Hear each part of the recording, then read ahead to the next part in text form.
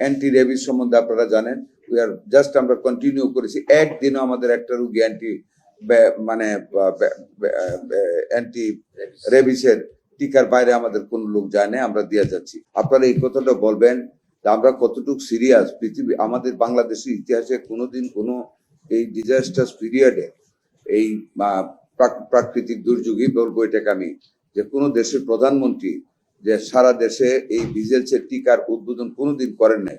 আমাদের মাননীয় প্রধানমন্ত্রী জনাব তারেক রহমান, আপনারা জানেন 20 এপ্রিল বগুড়াতে একটা বাচ্চাকে গায়ে ধরে কান্না অবস্থায় বাচ্চাকে কান্না থামাতে আদর করে উনি সেখানে মিজেলসের ভ্যাকসিন উদ্বোধন করেছেন। এবং একই দিনে আমি সহ আমাদের প্রতিমন্ত্রী, আমাদের মন্ত্রণালয়ের সকল অফিসাররা বিভিন্ন জায়গায় আমরা হামের টিকা দিয়েছি। বাই দিস টাইম আমরা বেশিরভাগ ডিস্ট্রিক্ট মোর দেন 100% আমরা টিকা কাভারেজ করেছি টার্গেটের। যেই কয়েকটা বাকি আছে অনলি 1 or 2% ওগুলি চলমান।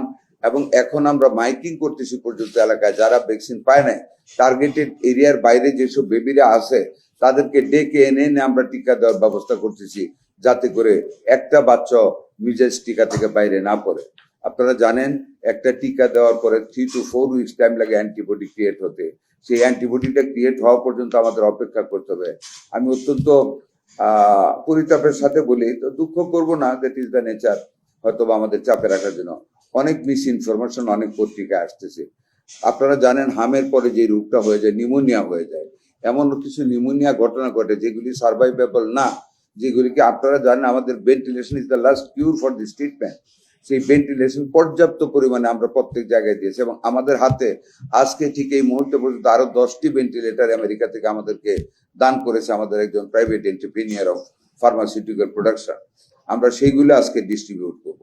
আমাদের হামের টিকা চলছে, ট্রিটমেন্ট চলছে, আইসোলেশন আছে, আইসিইউ আছে, ডাক্তাররা সচেষ্ট আছে। আপনারা জানেন আমরা চেষ্টা করতেছি, আপনারা আমাদেরকে সহযোগিতা করবেন। আর আজকে চাইনিজ সিনোভ্যাক, চাইনিজ গভর্নমেন্টের এন্ডোর্সমেন্ট সহ দিস ভ্যাকসিন ইজ অলরেডি মানে ওয়ার্ল্ড হেলথ অর্গানাইজেশনের প্রি কোয়ালিফিকেশন ওনারা আর্ন করেছেন।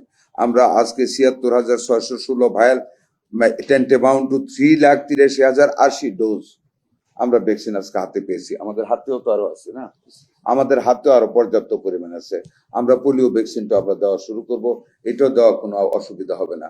অ্যান্টি রেবিস সম্বন্ধে আপনারা জানেন উই আর জাস্ট আমরা কন্টিনিউ করেছি। একদিনও আমাদের একটা রুগী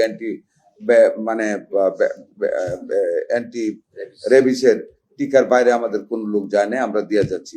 আমাদের যক্ষার NFCD ওষুধ আমরা ওই দিনও রিসিভ করেছি, আপনারা জানেন আমরা প্রয়োগ করেছি, সেইগুলো আমাদের চলছে।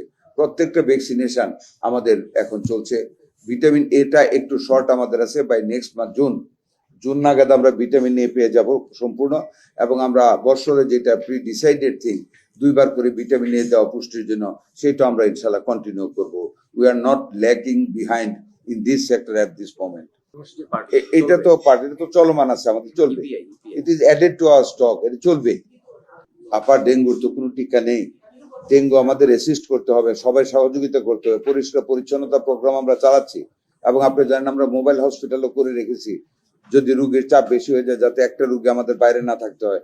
আমরা টেন্টিং করে আরো মাঠ রেডি করেছি, বিছনা রেডি করেছি, আমরা তাদেরকে অ্যাকোমোডেট করবো। দোয়া করবেন যাতে কিউরে না যেতে হয়, যাতে প্রিভেন্ট করতে পারি।